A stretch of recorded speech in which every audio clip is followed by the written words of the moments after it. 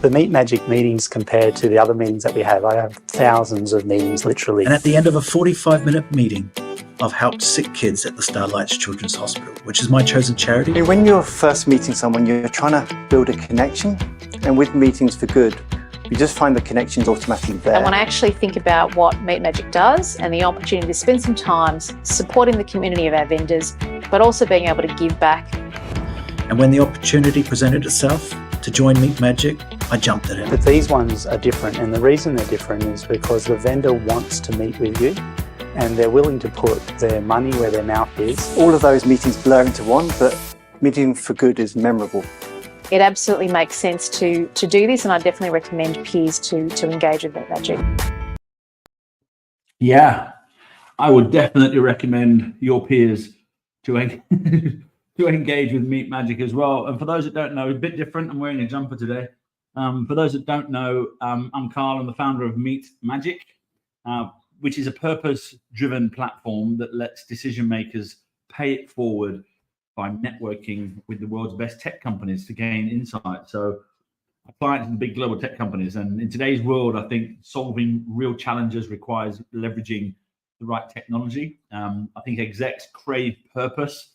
I think they crave trust. They don't want pushy salespeople or tactics, spammy emails. And so we created Meet Magic to solve that problem, to give them access to the information that they need in a quick and easy way. A bit like networking for introverts, really, but decision makers and vendors can find each other really easily. They can share the latest trends with each other, help each other out, and raise money for charity at the same time. So it's all about control and relevance and making an impact. And for those that don't know, I am from Nottingham in the UK, which is where Robin Hood comes from, yes, and Sir William Booth, who is the founder of the Salvation Army. So I'm very well aware of what to do with other people's money. So we basically want to showcase purpose-driven execs on this podcast. And today is a bit different because I bumped into a guy called Pree, who's managing director of a company that deals with lots of SaaS and tech companies, helping them into the country. And that's exactly what we're doing today. So today I want to have a chat with him about what inspired him growing up and how he got into doing what he's doing and how he gives back today. So let me introduce Pree to the call. Hello, mate. How was that for an introduction? That wasn't bad, was it? Sorry, can you repeat that? I said, how was that for an introduction? That wasn't too bad, was it? That was really good. That was really good. Thank you very much. Nice to see you again. I've got the microphone here on the table, which is never normally here, but is it coming through okay? Yes, it's coming through absolutely okay. Absolutely. Beautiful. Great. It's been a crazy week. How's your week going? It's really good, actually. Starting to see some momentum, which is a good thing, always. Yeah. And we are often caught between the seesaws of tech companies overhiring and then tech companies excessively firing. So it's never a dull day, I can tell you. If you could only have a seat in my office and the phone that rings and the stories that come through. Yeah. Well, I think 3 years ago, it was growth at all costs, right? And now it's profitable, efficient growth at all costs. And so the two don't go hand in hand. That's right.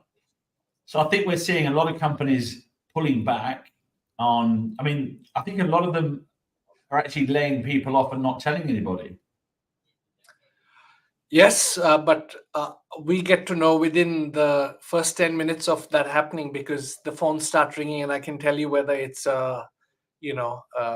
which company, who, what, where, because they know that the recruiter that they said to know last week saying, no, I'm very happy where I'm at. They're like, no, something's changed. I'm looking for a job. So we get to know immediately. Yeah. So why don't you introduce yourself? Why don't you tell us who Pree is and what you're doing? Because you've got plenty of badges on your LinkedIn profile to say you're the number one, and number one, and number one, and number one, and number one. So tell us about what you're doing. So essentially, I am one of the rare few recruiters who started not being a recruiter. So I started my sales journey as a quota-carrying rep and then worked my way up into leadership and then managing managers. So after 15 years of doing that in a redundancy, I went back to doing what I knew, which was some form of selling, which was recruitment, but recruiting salespeople and sales managers. So it was a very serendipitous, unexpected move into recruitment. And in that space, it's now been another 15 years. So Yeah, wow. So you got quite a reputation in that industry. I think the last time we spoke, we were talking about some of the SaaS companies that are. We're starting. I'm starting to get phone calls from SaaS founders who are on their A or B round of funding, expansion round, and so they want to come into Australia and have a conversation. Right? They want to get their market started. So market expansion is really something that they're interested in. Are you seeing that happening? definitely. I think that, first of all, big picture, every entrepreneur that has an idea that will change the world then has product market fit, and an early stage SaaS company will always keep looking to grow and find new customers. So even though we are no longer in the heady 2022, 2021 days where cash was cheap, interest rates were 2% or whatever, there are still companies that are actively looking on how to scale in the Asia Pacific region. Yeah, it seems.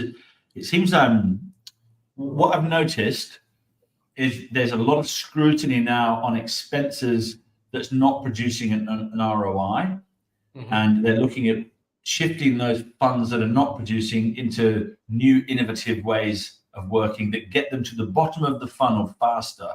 Because now it's about fast, quick wins rather than slow burn sort of. Is something around that you're saying as well?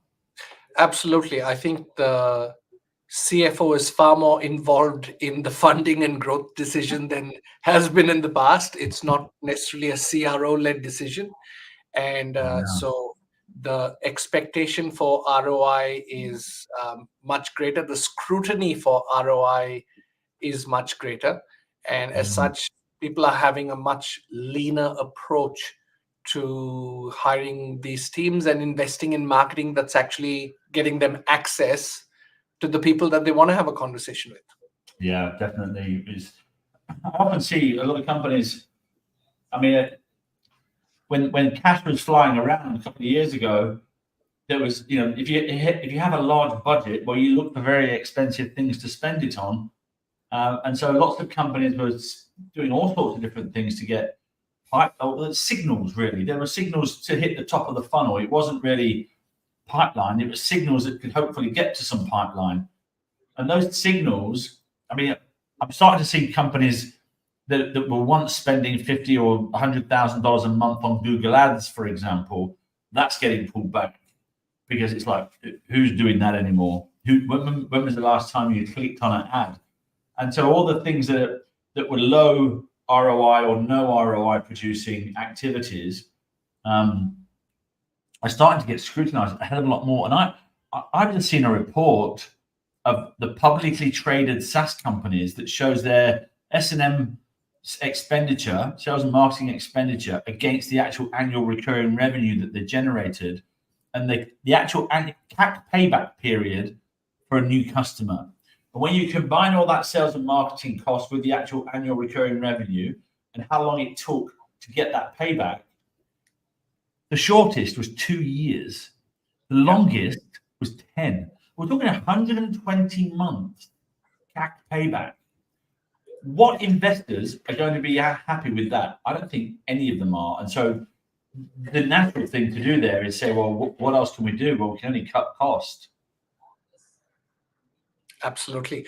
I think that with high interest rates, with oversaturated executives who are hard to get a hold of, and proliferation of content using AI, I think that there is going to be a dramatic change in the next 6, 12, 18 months in go-to-market strategies, go-to-market teams, and people will really want to basically figure out the shortest path to getting onto an executive's diary or calendar, as against oversaturating.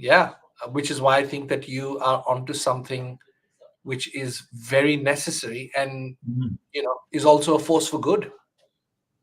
It really is. I want to get into how you got to where you are today. What was it? How did you get into recruitment? What was the story? So you were a quota carrying bag. You were a quota whatever.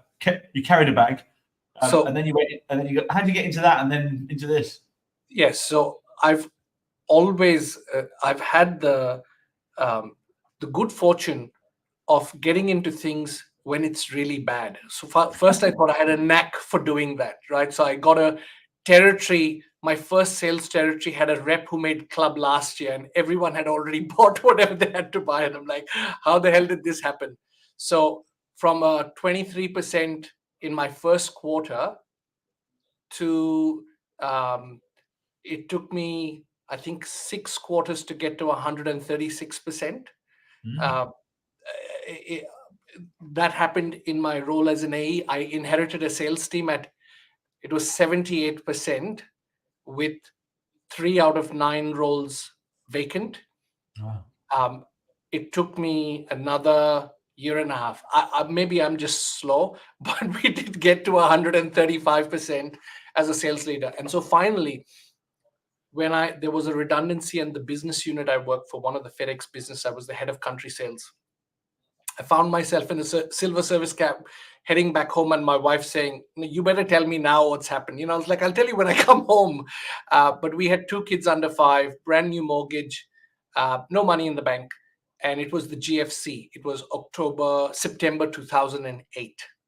So at that point of time, I'd cook anyone who wanted to eat anything from my kitchen to feed the family. And I found that there were small and medium businesses who just needed a more structured, professional sales go-to-market approach. So I started consulting, and within that, I saw that the people were the biggest problems, and it's exacerbated in small to medium businesses. So I started recruiting for SMB, and then found my way back into larger organizations. So now, looking back over 15 years, the Amazon Web Services, the ServiceNows, the Workday, Zooms, all your hype.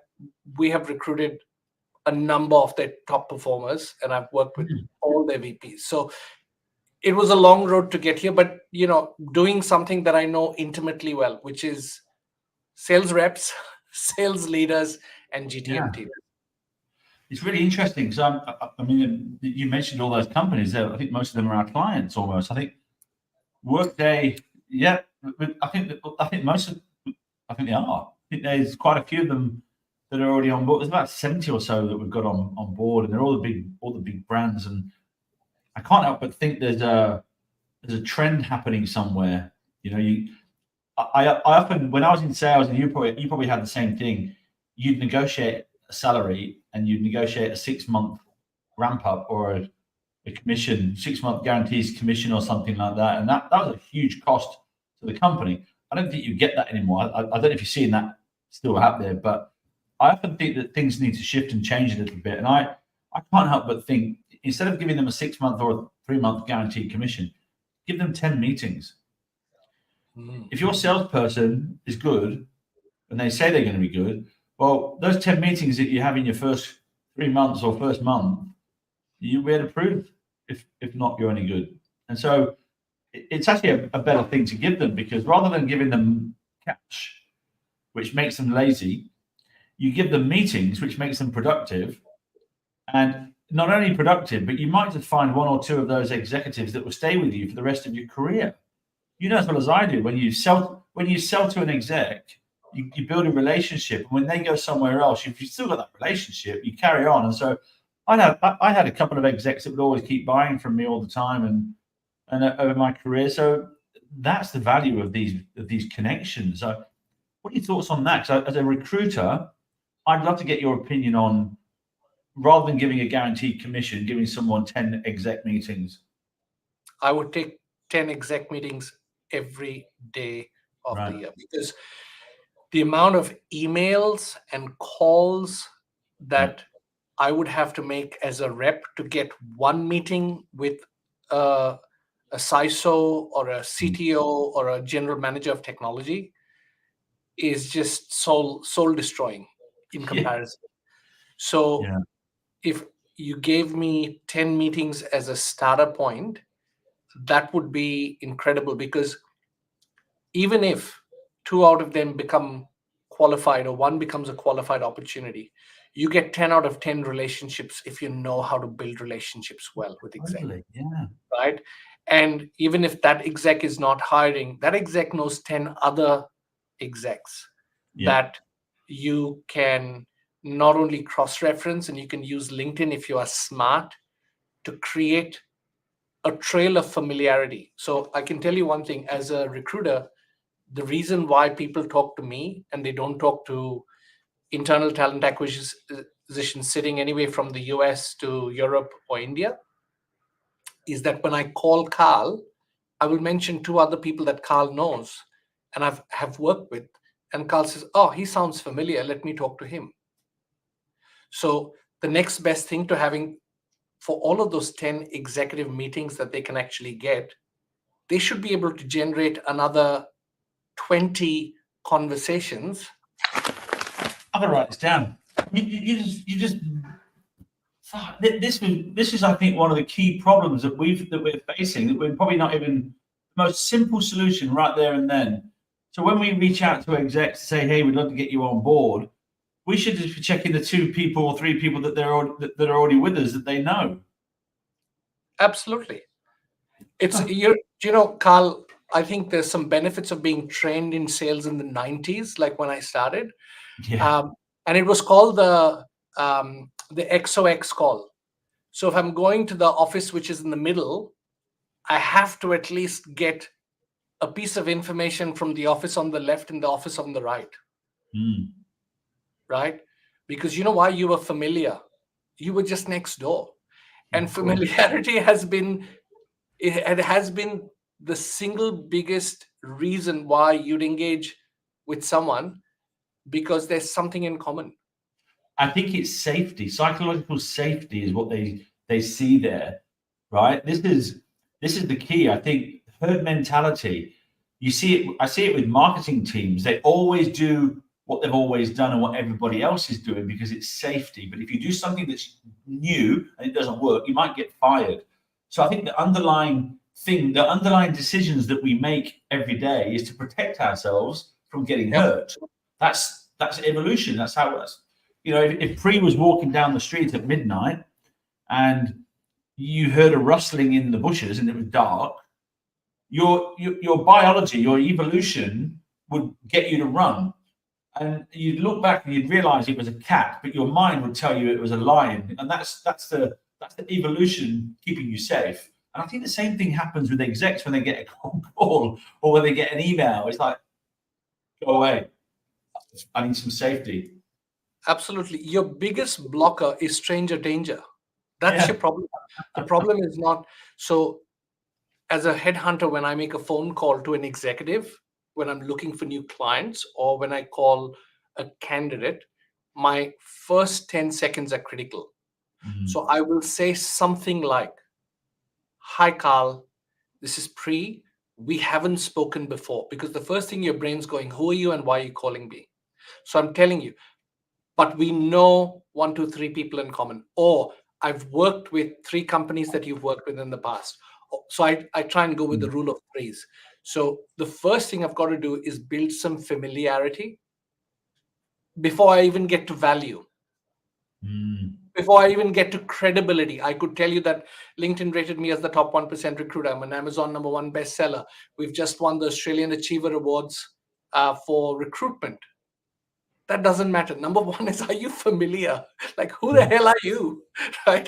And why should I speak to you? So until you're familiar, and I said, hey, I know you were at Aruba, and did you work with name 1, 2, 3? Like, oh, he seems to, that's the exact response I get.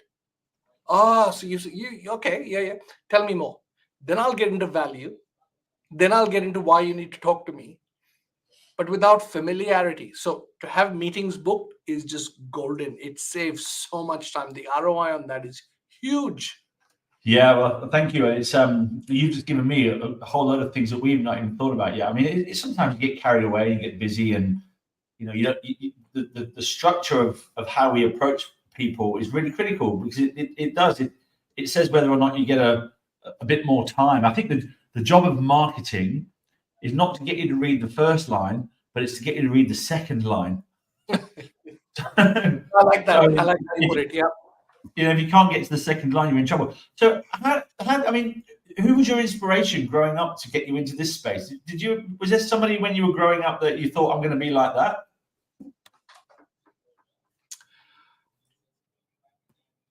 I've always grown up feeling really average, Carl, because I grew up in a family where people had achieved great things, but in school,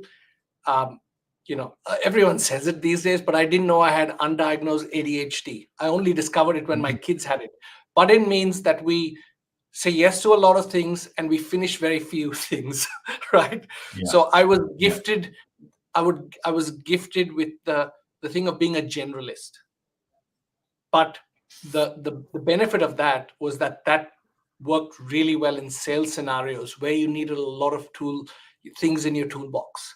So I found myself in a sales environment actually adapting really well and quickly, because all you have to do, you keep failing until you don't fail anymore, and then you start winning because you don't make the same mistakes you made the first time. You stop, So the short version is, along the way, there have been many people, from the rep who sat next to me, who got to work earlier, made a lot more calls, spend less time smoking outside and drinking coffees and actually selling. And he'd be twice and I'm like, I've got to change something, because this guy, and I learned from that. It was the sales manager who was happy to sit with me and prospect, or actually in a day when we did door knock with me. That was my inspiration. Did you knock on doors, cold calls? Oh yeah. What, as in door to door? As in door to door. So my first job was with Xerox in the good old photocopier days, and I was a territory manager, and I had a full postcode with high rises, and it was both soul destroying and character defining. Totally. Because after that, everything else becomes a lot easier, but you learn a lot. But you also have the honor of being the traditional salespeople, because the Xerox salesperson was the goat of salespeople. They really were, because they were, and even better, if you were a Mormon and a Xerox salesperson, you were the goat of the goat, because there was no way you're going to take no for an answer, and you just keep going and winning. And that was wow. I'm trying to think who I knew who back then. There's a couple of guys who were at Xerox who we knew. I was doing my stint in telecoms while you were at Xero. I was at the Telstra and the BTs of the world doing the same thing. But I started my career doing the same thing, knocking on doors, selling cable television for the Optus. Yeah, I thought I had it tough until I was talking to a VP at a cybersecurity company, and he started selling karate door to door. And I was like, wow. You won't get any complaints from me, But he hasn't really changed, really. He's still selling karate to B2B. So where were you born? Were you born in, obviously, I'm making assumptions here. Where were you born? I was born in India. Yeah. I spent the first 21 years. So I got into sales in Xerox in India. Wow. Spent 3 years. The first 3 months, it was really hard. I hated the door knocking. I hated it until I discovered that I loved closing a deal. So until I actually had a pipeline, it was a crap job. Yeah. But walking back into the office with an order, Totally. getting that commission check, ringing the bell. Oh my God, absolutely. So the way people looked at me on those days, I like that. So it was the end that started justifying the means. Yeah. Right. And so that's how I did that. I then moved to the US and worked for an Oracle consulting partner as a BDM, selling services. As usual, again, this time it was 100% phone-based job, and I hated it. I was on a podcast not long back, and I said, I can't tell you how much I hate cold calling, but how much I love closing that deal. So I will crack the egg if I want to eat that omelette, right? So you just got to do what you got to do until you start getting opportunities and deals. And so that repeated itself. Worked in the US, then moved to Dubai, worked there. That was my first leadership role, turned around a territory, and then came to Australia because the same company that I worked with, they had an opportunity here. Again, inherited a disengaged, underperforming team, and basically was able to, took me about 6 quarters to turn the corner, and then we didn't look back. We were constantly above quota, but we had the right people in the right seats. And and that's half the battle, I think. Pree, I think we're in at the moment. I mean, let me see if I can share my screen with you, because I don't know if I can or not. Can I share screen, entire screen? How about a Chrome tab? Yeah, look, this might even share. You see this platform? This is our platform that we built. So you can get matched for conversations. You might want to go and talk to the head of cybersecurity at here. You can just type a message and send that message off to the exec. And so this was really a culmination of all of the sales journey from the past 20 years. But I just think there's a big shift taking place in the way people go to market, and the way the human brain is actually wanting to be spoken to these days. So I don't think anymore we're in this, like, you were in sales, and the way you started was the same as me. We'd often have to pick up the annual report and go back and read it, and then pick up the phone and call the CIO and say, "Hey, I've just been reading about your strategy. Can we come and have a conversation?" And I think those days are gone. They really have, because they've got the internet now. They can just do their own research. So by the time you actually walk into that meeting, it's not about selling or talking about your product.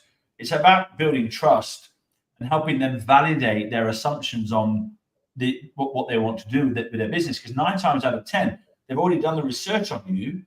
So by the time you walk into that meeting, you're there to validate those assumptions that they've got. And that, I think, that they don't want. And this is just something that we've discovered over the past sort of 4 years. Most of these execs know that to solve any challenge in the world today, they've got to use technology right across the board. That's the bottom line. Yeah, they're all craving purpose. And what I love about sorry, go ahead. No, what I love about the Meet Magic platform is that because the execs have already given you permission, or they have bought in to accepting meetings, that means then you've got permission-based meetings, right? Correct, yeah. And they've often got a product in mind that's the top of their choice, and they're seeking additional proof before they make a purchase. Correct. So you start with permission. So modern selling. So, the selling that we were introduced to was interruption-based selling, where you were predominantly responsible for educating a buyer who did not have the resources. Today, it starts with permission, not interruption. Secondly, you've got a buyer who's already educated. They don't need you to educate them. It is actually you who's earning the right to a discovery to their burning problems. Totally. Yeah. Right. And I think it's just a matter of there's a behavior change needed, because the psychological safety that I think a lot of sales and marketing teams have is no one ever got fired for buying IBM, just like nobody ever got fired for sponsoring the Gartner event. But the same outcome happens. You lose your soul in both of those instances anyway. So, but that's what everybody does. So it's safety. So psychologically, I can't lose my job because that's what everybody does, and that's what we've always done. The problem with that sort of logic is that it gets you to the same place as your competitors. And that's the issue. You know, it's like if Pree wakes up and says to his partner, you know, we've got $2 million, let's go and buy a house. Well, you sit down together and you work out what kind of house you want: 3 bedrooms with a pool, close to the transport, close to schools, close to shopping, etc. The problem with that logic is it's very logical, but everybody else is thinking the same thing. So by the time you find that house, there's 50 people there looking to buy it. So you're bidding, you're competing. Whereas if you say, I want a house with 18th century Edwardian windows, close to schools, close to shops, the likelihood that someone's searching for those Edwardian windows is pretty low. And so when you turn up to that house, there's nobody there, it's just you. And so you have to take the opposite way sometimes and not go, but that's the risk. It's like, this is what entrepreneurs face. It's like, I've created a brand new category that doesn't exist before. And people love it. I've just been on a call with a new client, another big global tech company. They're all under scrutiny, same sort of thing. They've got to do something new. So we become that something new. But you know what else happens, Pree? I think when you step into doing something new, you have lucky accidents. And they're called serendipity in most cases, because you're sort of you're going in blind. It's like Pree says, okay, I wouldn't normally talk to the HR manager. I normally talk to the CISO, but I'm going to talk to the HR manager today. And all of a sudden, the HR manager's revealed that they've got this massive problem over there with hiring, and there's a big gap. And all of a sudden, you've got a lucky accident. You know, I think it's just about being a bit brave and having a different outlook on things, and doing the opposite of what you would normally do sometimes. Yeah, well, and you know, if you always did what you've always done, you'll always get what you always got, you know, in the sense that that's why when I speak to my team, recruits from SDRs to APAC VPs, the SDRs are just sending more and more emails, and they're getting fewer and fewer open rates and responses. And they're just getting domains blacklisted. And so they're adding more domains, but they're not getting responses. So the point is, what if you cut out all of that and were able to get a conversation which took out all of that time and effort and cost? Yeah. So I couldn't agree more with you. It's huge. So how do you give back to that? I mean, I remember getting involved with part of the reason why, by the way, I am doing Meet Magic now, why I founded it, was because of an inspirational story that I learned. I don't know if you know the Landmark Forum that does all that. I've heard of them, yes. Yeah, so I divorced in 2006, a long time ago. But I did, as part of that divorce, I had a lot of stuff to clear up, as we do when we're going through our 40s.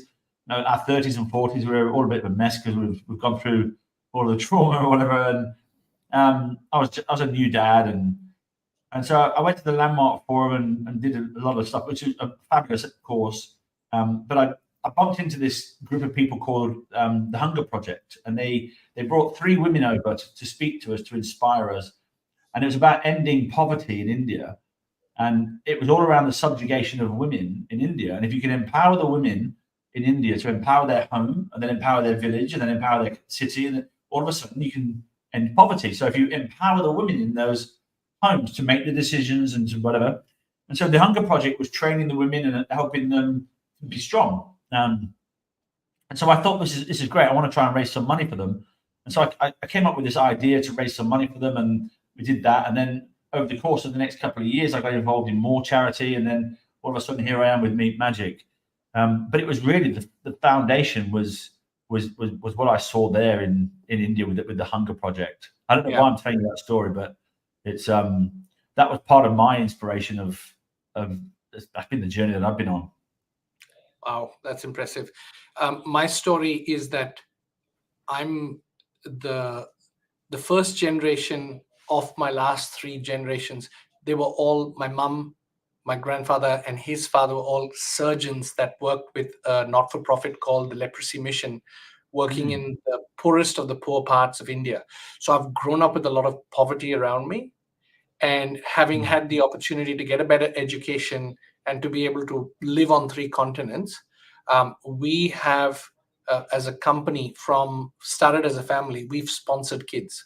So one was Compassion, and the other was an organization called Watoto, which was rescuing kids from the war-torn in Uganda, where there was cannibalism and all. It is it is horrific. So there was a project where they were rehabilitating kids who were actually killing other kids were rehabilitated, rescued and rehabilitated, and they ended up becoming a carpenter or finding a life and being reintegrated into society. So we have sponsored over 100 children with that organization, and tied to outcomes. I don't usually run around with, I'm just saying I don't usually talk enough about it. Let me just put it that way. And I should. But a couple of years back, I joined their board as well as part of the governance process that they had here. And that's something that we do on a consistent basis. And we've seen people who were left in dumpsters, kids who were left in dumpsters being rescued, and then at the other end coming out with a school education, a job, and with dignity and opportunity. I mean, that in itself is, if you died tomorrow and on your deathbed you realize you made an impact in 1 or 2 people's lives, well, that's a success. That's a successful journey to go through. And I think that's all we should be doing. But it's and how do you give back today? Are you still doing that? Are you still on that board? Yeah. I'm on the board, and we actively sponsor kids. Yeah, it's a beautiful thing. I've struggled with the charities in this country for some reason. I think you mentioned before, if you keep doing what you've always done, you'll always get what you've always got. And I think part of the reason for setting up Meet Magic was to create a sustainable fundraising model for charities. And all they have to do is bring your corporate partners to the table. That's it. It's like free. There's nothing to do. All you have to do is get them to sign up to Meet Magic. Every time they have a meeting, you'll get money. Simple. Do you think they would do it? Oh my, yeah. I honestly, it's the biggest challenge we've got is the charities want money, but they don't want to do anything for it. Or they'll always do what they've always done, which is go and shake a tin outside Woolworths, go and knock on people's doors. 93% of the donations that come into charities come from mum and dad, not from corporates. And so I think there's a shift that needs to happen in the mindsets of some of these charities, because there's 65,000 of them in this country. There's one for every 400 Australians, and there's too many.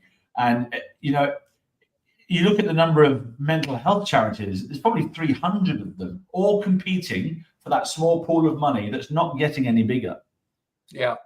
And so I want to work out how we can change the mindsets of some of these charities, because it's all the same excuses. Don't have enough time, don't have enough resources, don't have it, it's all the same. I see it all the time, and yet all the focus, it's like sales and marketing, right?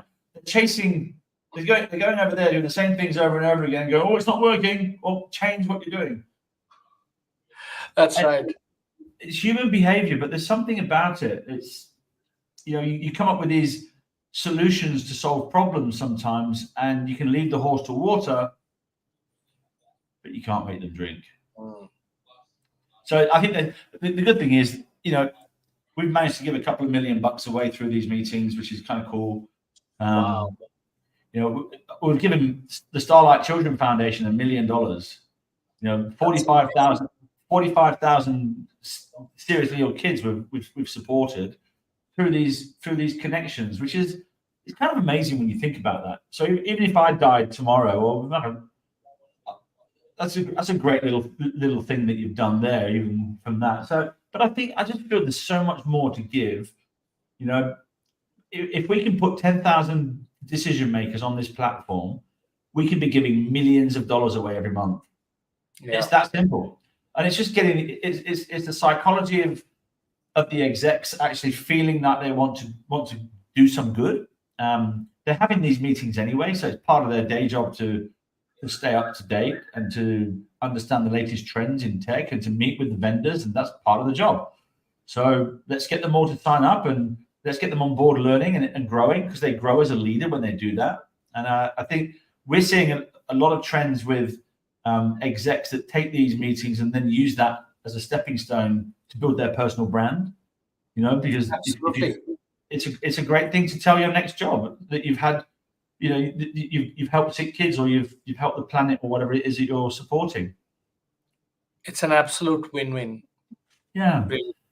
Hey, look, we should catch up afterwards, because I think there's a lot of value in we've got new vendors that are coming on board that are reaching out to us from Silicon Valley that have got no feet on the ground here yet. So we're opening the doors for them to have the initial conversations with market prospecting almost. It's, go seek some advice from some CTOs and see where your product fits. And that's kind of cool, because it's important that they get that guidance. And then they never know, they might just have a lucky accident and close the deal, and that happens. Yeah, absolutely. Let's do that very, very soon. So thanks for coming on and having a chat with me. I think there's a lot of synergy in what you're doing, and I know that from an exec's perspective, there's loads of them out there that are in transition constantly. So are you sales, or are you just the SaaS side of it? No. So essentially, we are a SaaS services and broad software and technology recruiter. I have a dedicated technology practice lead. So, for example, for the likes of AWS and others who have a lot of technical architecture roles, I've got someone who's dedicated to that practice. I have somebody else who's dedicated to sales. But my primary point of initial engagement always comes from a revenue perspective. Yeah. It's the executive who's under pressure to get revenue and to find the right people who's going to go out and get that revenue. That's how we start working with them. There's a lot of hope, isn't there? Let's hope we can find the right person. Let's hope they know how to open the doors. Let's hope they've got the right connections. Let's hope they can close a deal. A lot of hope in there. Yeah, absolutely. And it's the same as you could either take someone who has never sold into banking, and hope that they're going to get a foot in, or I'll put someone in front of you who has sold to the big four banks for the last 20 years and knows 80 execs. Yeah. Who's going to win? Right. And that's yeah. So sorry, and that's on the recruitment front. That's me. Are you going to have someone sitting in India or in Europe sending messages about a job you have, or are you going to get Pree, who spent 15 years recruiting for this position? Have you seen this? No, I haven't. This is the future of sales by Gartner. Those lovely conference companies. Please send it to me if you can. Look at this. They reckon that by 2025, 80% of decision makers' interactions will be in digital channels. And this is us. And they say baby boomers are retiring, Gen Xers are retiring, and the millennials are in power. And 44% of them prefer no sales rep interaction. Kind of crazy when you think about these things, right? This for me says that the buyer and how they buy has completely shifted, literally completely shifted. So what you used to do 3, 4, 5 years ago is no longer relevant, and you have to meet your buyer where they want to be met, and that's often in a channel like Meet Magic. So I think there's a partnership sitting somewhere with you and me, Pree. So let's catch up. That sounds very good. Carl, you're doing great work. Thank you, mate. You too, and keep up that great work, because it's beautiful to see just people that have got a higher purpose in life. It gives a lot of, it gives more meaning to the sun going up and coming down.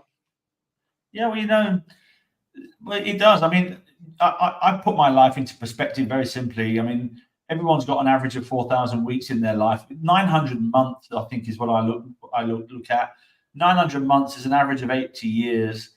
And, out of those 80 years, I've had 640 of them already. There's not that long left, bro. Right, so just... That was inspiring.